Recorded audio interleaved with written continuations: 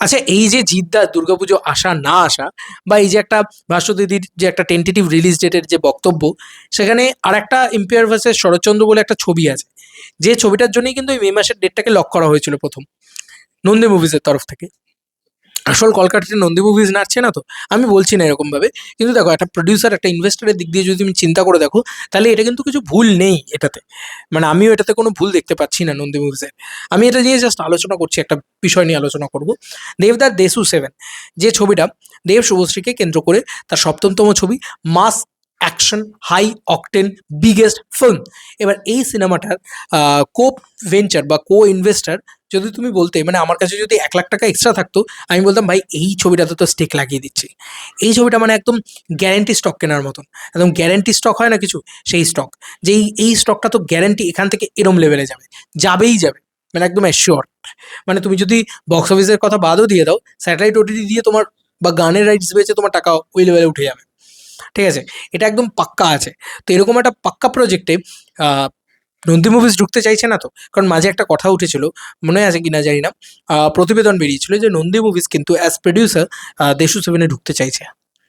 তোমাদের মনে আছে কিনা জানি না। এবার নন্দী মুভিজ এখনো হয়তো সেটাই চাইছে, যে কারণে নন্দী মুভিজই হয়তো আরো বেশি করে এই কেউ বলে বিপ্লবী কেউ বলে ডাকাতকে পুজো থেকে সরাতে চাইছে। এবার পুজো থেকে যদি সরে যায়, মে মাসে যদি কেউ বলে বিপ্লবী কেউ বলে ডাকাত আসে, ওরা ওই শরৎচন্দ্রের ছবি যে কোনো টাইমে নিয়ে চলে আসবে, সৃজিত মুখার্জির ছবি, আর যে কোনো টাইমে যে কোনো একটা নন ফেস্টিভ্যাল ডেট বা হয়তো ক্রিসমাসে নিয়ে চলে এলো, এরকম করে দেবে। ঠিক আছে, কিন্তু ওদের মজাটা, ওরা যেভাবে মজাটা খেলবে, ওরা দুর্গাপুজোয় তো কোনো, তাহলে আর ওদের অন্য আর একটা কোনো ছবি থাকবে না। তাহলে আরামসে ওরা দেশু 7-এ ঢুকতে পারবে, আরামসে ওরা ঢুকতে পারবে, এবং ঢুকে কিন্তু ছাপতে পারবে নোট। তো এটা ওরা করছে না তো। কারণ ওরা এই লোভটা সত্যি সংবরণ করতে পারবে কি, ওদের কাছে যদি আমার কাছে টাকা থাকে, তাহলে আমি অবভিয়াসলি ইনভেস্ট করবো ভাই দেশু 7-এ। ওই ছবি তো গ্যারান্টি টু গ্যারান্টি রিটার্ন, তাই না? আজকে যদি আমার কাছেও থাকতো, আমিও বলতাম ভাই আমিও একটা ইনভেস্টার, আমাকেও দাও ভাই, আমিও এই জায়গাটাতে লাগাবো, গ্যারান্টি টাকা রিটার্ন, তাই না?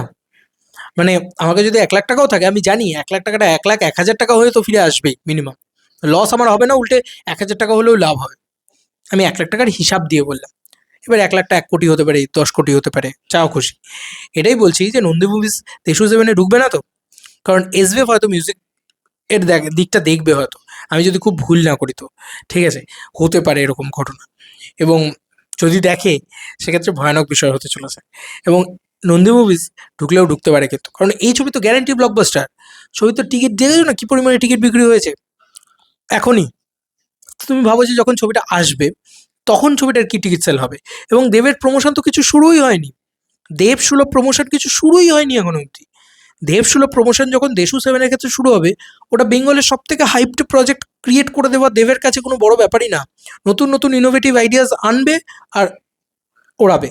ঠিক আছে, তো কোভেঞ্চারের কিন্তু নন্দী মুভিজ আরামসে ঢুকে যেতে পারে। সেটাই হয়তো জিদ্দাকে সরিয়ে দেওয়ার আরও একটা চান্স, যে না দুর্গাপুজোয় জিদ্দাকে যদি রাখে, তাহলে হয়তো ওরা যেটা ভাবছে যে যতটুকু যা হবে, তার থেকেও বেশি ওরা দেশু 7-এ ঢুকতে চাইছে। কেউ কারোর মিত্র, কেউ কারোর বন্ধু, কেউ কারোর কিচ্ছু না ভাই, আমার এটা কোথাও গিয়ে মনে হয়। যাই হোক, যেটাই হোক, জিদ্দা সাফার করবে, এটাকে বলে কপাল। কারণ ওকে যদি ওনাকে যদি 29শে মেও দেওয়া হচ্ছে, সেটাও কিন্তু তুমি লক্ষ্য করে দেখো যে তার সামনে টক্সিক রয়েছে। তো এটা তো বাংলা ইন্ডাস্ট্রি ভেবে রেখে দেয়নি, এটা একটা কপালের মতন বিষয়। এরপরে যদি জিদ্দা মনে করেন যে হ্যাঁ সত্যি আমি ইন্ডাস্ট্রি ছেড়ে চলে যাবো ভাই, বম্বেতে গিয়ে কাজ করব, শান্তিতে কাজ করব, এখানে যা রাজনীতি, এখানে এ ওর পিছনে লাগা যা রয়েছে, অন্য কোনো ইন্ডাস্ট্রিতে তো এত নেই, তো আরামসে চলে যেতেই পারে।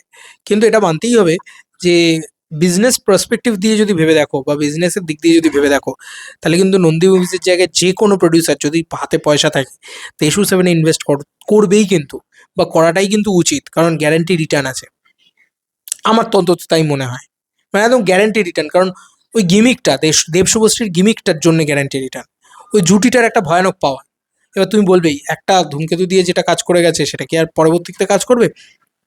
এটাই তো ভুল ভাবছো। দেব শুভশ্রী রঘু ডাকাত নয়, খাদানের পরে রঘু ডাকাত নয়। দেব শুভশ্রী মানেই কিন্তু গ্যারান্টি টু গ্যারান্টি, কি বলবো, মানে সব গিলে নেওয়া। দেব শুভশ্রী জুটি আজ অব্দি সেভাবে ফ্লপ দেয়নি, এবং দেব শুভশ্রী জুটির অমোক ক্রেজ, অমোক ক্রেজ। তুমি দেখতেই পাচ্ছ তো গোল্ডেন টিকিট কিভাবে বিক্রি হয়েছে, হয়েছে কি হয়নি? তো এই হচ্ছে বিষয়। তোমাদের কার কি মতামত, ইন্টার ভিডিওটাকে নিয়ে জানিও কমেন্ট সেকশনে। চলো বন্ধুরা, নতুন কোনো ভিডিওতে দেখা হবে, বাই।